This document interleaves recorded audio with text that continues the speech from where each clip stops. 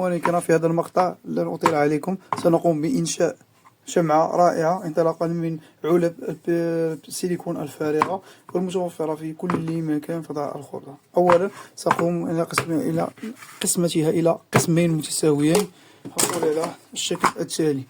وبعد الانتهاء نقوم بعمل فتحة من الوسط هكذا، ثم بلصاق الورق سنقوم بلصاقها من الجانبين